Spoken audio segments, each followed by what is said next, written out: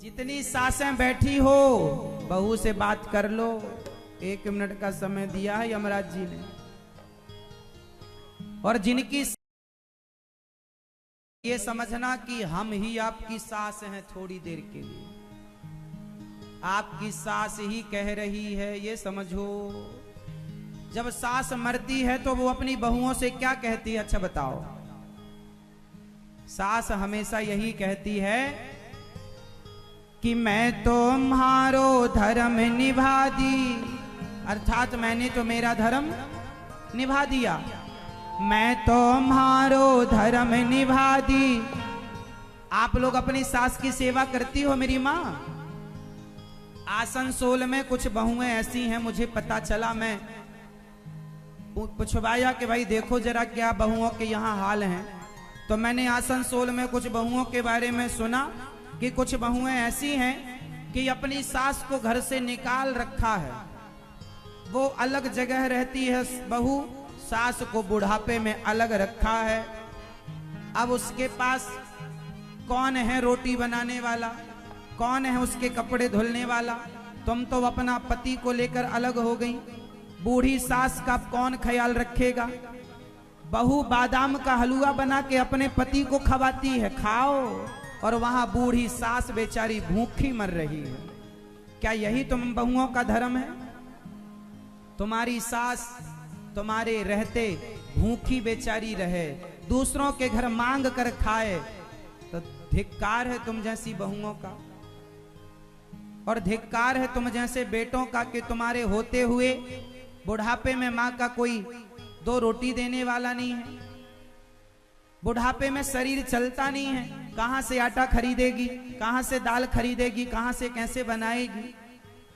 आजकल की औलाद बड़ी निर्दयी हो गई है। बताओ, आसनसोल में ऐसी बहुएं हैं ना जो अपनी सासों को अलग रखा है उन्होंने। हम अलग हैं, तुम अलग रहो। क्यों नहीं देती हो बनाकर? कितना खाती है तुम्हारी सास? 2-4 रोटी सवेरे, 2-4 रोटी शाम को, कोई बोरा भर तो खाती नहीं है। लेकिन कुछ बहुएं, यदि तुम अपनी सास के साथ ऐसा व्यवहार करोगी तो कल तुम्हारी भी तो बहू आएगी। जब आज 2023 की बहुएं ऐसी हैं तो 2040 और 50 की बहुएं कैसी होंगी? फिर तो तुम्हें आते ही बाहर करेगी, चल बुढ़िया बाहर। इसलिए ईश्वर के घर देर है, अंधेर हाँ जैसे को तैसा देर से आएगा तुम्हारा भी नंबर। भगवान की डायरी में सबका नाम लिखा है। इसलिए मेरी माँ, आज ही जाना अपनी सास को पांव छू के कहना, माँ गलती हो गई, चलो घर में हम सेवा करेंगे। गलती हुई है तो स्वीकार करो और सेवा करो अपनी सास की, ससुर की। और तुम्हारा पति कहे कि मैं माँ की सेवा नहीं करता, तो तुम पत्नी हो, समझाओ अपने खसम को कि तुम नहीं करोगे अपनी माँ की तो कल अपना बच्चा अपनी करेगा। फिर तुम भी पतियों के पीछे पीछे घूमती रहती हो। यदि पति नालायक है, पति गलत रास्ते पर है, तो पत्नी का धर्म है कि तुम उसे समझाओ।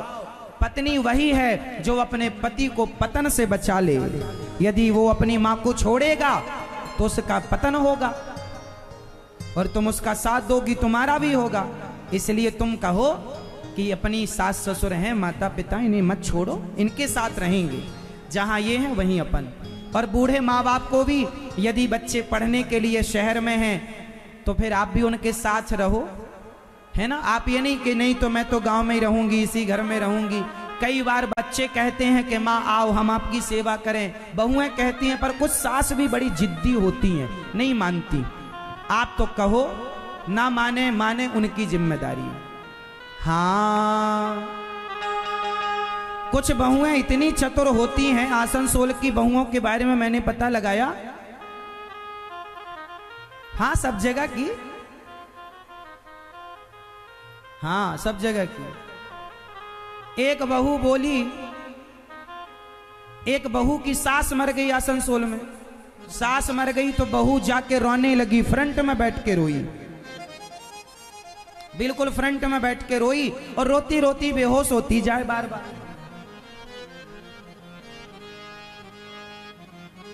आपको हंसी क्यों आ गई? क्योंकि नाटकबाज थी बहू। जिंदा थी सास तो गिलास भर पानी नहीं पिलाया, जिंदा थी सास तो 2 रोटी नहीं दी, और मर गई तो देखो फ्रंट में बैठ के रो रही है ताकि आने वाले पहले हमको ही देखें कि वाह कितना दुख हो रहा है इसे, झूठी कहीं की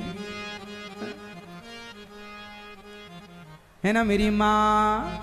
तो आसनसोल में कोई भी माँ दुखी नहीं होनी चाहिए। आप लोगों से मेरी प्रार्थना है, क्योंकि हम कथा करने आपके शहर में आए हैं तो साफ सफाई आपके शहर में ही करके जाएंगे। पूरे देश में होगी पर आपके शहर की जिम्मेदारी है। कोई माँ दुखी ना हो, हर बहू अपनी जिम्मेदारी उठाए और अपनी सास की अपने ससुर की सेवा करे। हर बेटा जिम्मेदारी पूरी करे, अपने वृद्ध माता पिता की सेवा करे।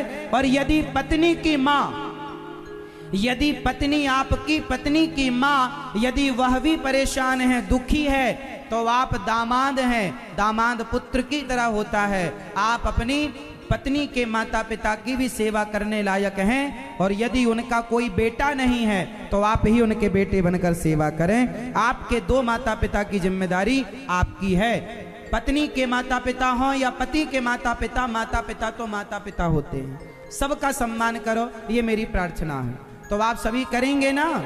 हाँ।